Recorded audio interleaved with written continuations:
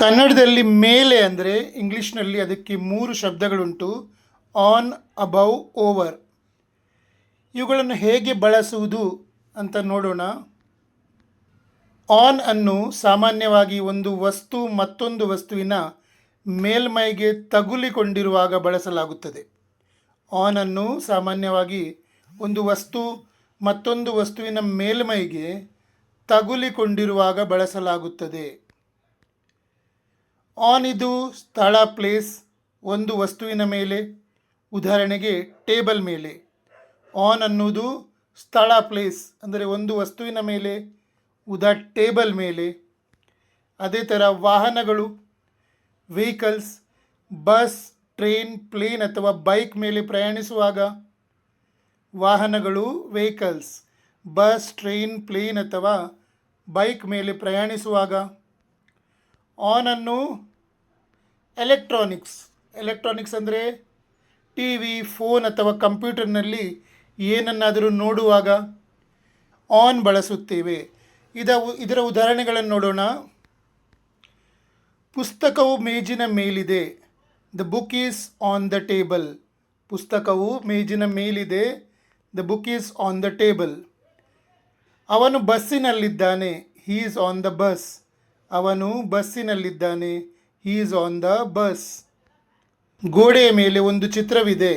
There is a picture on the wall. ಗೋಡೆಯ ಮೇಲೆ ಒಂದು ಚಿತ್ರವಿದೆ. There is a picture on the wall. ನಾನು ಸೋಮವಾರ ಬರುತ್ತೇನೆ. I will come on Monday. ನಾನು ಸೋಮವಾರ ಬರುತ್ತೇನೆ. I will come on Monday. ಈ ಸೋಮವಾರ ಬರುತ್ತೇನೆ ಇದು ಪ್ಲೇಸಿನ ಪ್ರಿಪೊಸಿಷನ್ ಅಲ್ಲ. ಇದು ಡೇ ಮತ್ತು ಸಮಯ, ಟೈಮಿನ ಪ್ರಿಪೊಸಿಷನ್. ಬಟ್ ಇದು ಇಲ್ಲಿ ಬಂದಿದೆ, ಮುಂದೆ ಅದನ್ನು ಸಹ ಕಲಿಸ್ತೇನೆ.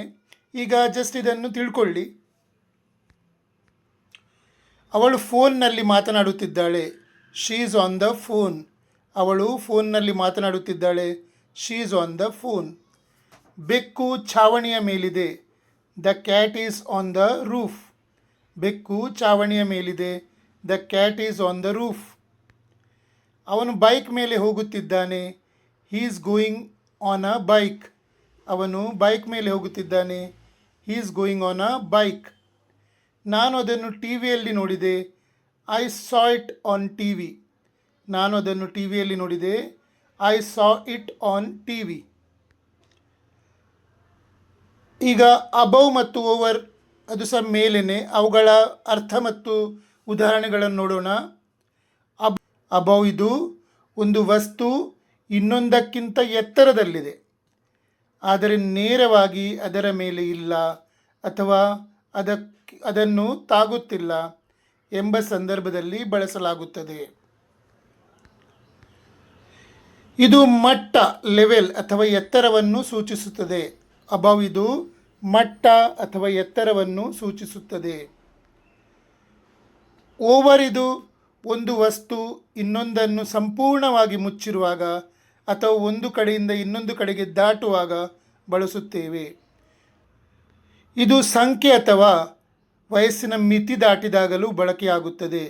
ಓವರ್ ಇದು ಸಂಖ್ಯೆ ಅಥವಾ ವಯಸ್ಸಿನ ಮಿತಿ ದಾಟಿದಾಗಲೂ ಬಳಕೆಯಾಗುತ್ತದೆ. ಉದಾಹರಣೆಗಳನ್ನು ನೋಡೋಣ. ಫ್ಯಾನ್ ನನ್ನ ತಲೆಯ ಮೇಲಿದೆ. The fan is above my head. Fan ನನ್ನ ತಲೆಯ ಮೇಲಿದೆ.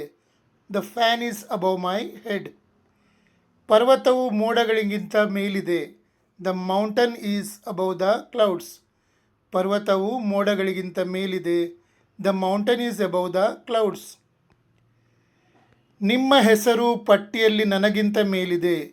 Your name is above mine in the list. ನಿಮ್ಮ ಹೆಸರು ಪಟ್ಟಿಯಲ್ಲಿ ನನಗಿಂತ ಮೇಲಿದೆ. Your name is above mine in the list. ವಿಮಾನವು ನಗರದ ಮೇಲೆ ಹಾರುತ್ತಿದೆ. The plane is flying above the city. ವಿಮಾನವು ನಗರದ ಮೇಲೆ ಹಾರುತ್ತಿದೆ. The plane is flying above the city. ಈಗ ಓವರ್ ಇದರ ಉದಾಹರಣೆಗಳನ್ನು ನೋಡೋಣ. ಓವರ್ ಬಳಸುವ ವಿಧಾನ. ಸೇತುವೆ ಮೇಲೆ ನಡೆಯಬೇಡಿ. Don't walk over the bridge. ಸೇತುವೆಯ ಮೇಲೆ ನಡೆಯಬೇಡಿ. Don't walk over the bridge. ಅವನು ಮಗುವಿನ ಮೇಲೆ ಕಂಬಳಿ ಹೊದಿಸಿದನು. He put a blanket over the baby. ಅವನು ಮಗುವಿನ ಮೇಲೆ ಕಂಬಳಿ ಹೊದಿಸಿದನು. He put a blanket over the baby. ಚೆಂಡು ಗೋಡೆಯ ಮೇಲೆ ಹಾರಿ ಹೋಯಿತು. The ball went over the wall. ಚೆಂಡು ಗೋಡೆಯ ಮೇಲೆ ಹಾರಿ ಹೋಯಿತು. The ball went over the wall. ಆಟ ಮುಗಿದಿದೆ. The game is over. ಆಟ ಮುಗಿದಿದೆ. The game is over. ಅವನಿಗೆ 18 ವರ್ಷಕ್ಕಿಂತ ಮೇಲಾಗಿದೆ. He is over 18 years old. ಅವನಿಗೆ 18 ವರ್ಷಕ್ಕಿಂತ ಮೇಲಾಗಿದೆ. He is over 18 years old. ವ್ಯತ್ಯಾಸ: ಒಂದು ವಸ್ತು ಇನ್ನೊಂದಕ್ಕೆ ತಾಗುತ್ತಿದ್ದರೆ ಅಥವಾ ಚಲನೆಯಲ್ಲಿದ್ದರೆ ಓವರ್ ಬಳಸಿ. ಒಂದು ವಸ್ತು ಇನ್ನೊಂದಕ್ಕೆ ತಾಗುತ್ತಿದ್ದರೆ ಅಥವಾ ಚಲನೆಯಲ್ಲಿದ್ದರೆ ಓವರ್ ಬಳಸಿ. ಕೇವಲ ಎತ್ತರ ಅಥವಾ ಲೆವೆಲ್ ಬಗ್ಗೆ ಹೇಳುತ್ತಿದ್ದರೆ ಅಬೌವ್ ಬಳಸಿ. ಕೇವಲ ಎತ್ತರ ಅಥವಾ ಲೆವೆಲ್ ಬಗ್ಗೆ ಹೇಳುತ್ತಿದ್ದರೆ ಅಬೌವ್ ಬಳಸಿ. ಯಾರಿಗಾದರೂ ನನ್ನ 3 ತಿಂಗಳ ಕಂಪ್ಲೀಟ್ ಕೋರ್ಸನ್ನು, ಸ್ಪೋಕನ್ ಇಂಗ್ಲೀಷ್ ಕೋರ್ಸನ್ನು ವಿಡಿಯೋಗಳ ಮೂಲಕ ಕಲೀಲಿಕ್ಕಿದ್ರೆ ನಾನು ನಿಮಗೆ ಅದನ್ನು ನಿಮ್ಮ ವಾಟ್ಸಪ್ ನಂಬರಿಗೆ ಕಳಿಸ್ತೇನೆ. ಅದರ fee 599 rupees, 599.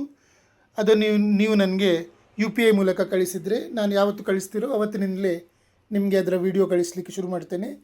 Day 1, day 2, day 3 ಹೀಗೆ ನಾನು ವಿಡಿಯೋಗಳನ್ನು ಕಳಿಸ್ತೇನೆ. ಸೊ ನೀವು ಅದನ್ನು ಕೇಳಿ ಸ್ವಲ್ಪ ಪ್ರಾಕ್ಟೀಸ್ ಮಾಡಿದರೆ 3 ತಿಂಗಳಲ್ಲಿ ಇಂಗ್ಲೀಷ್ ಮಾತಾಡಲಿಕ್ಕೆ ಕಲಿಯಬಹುದು.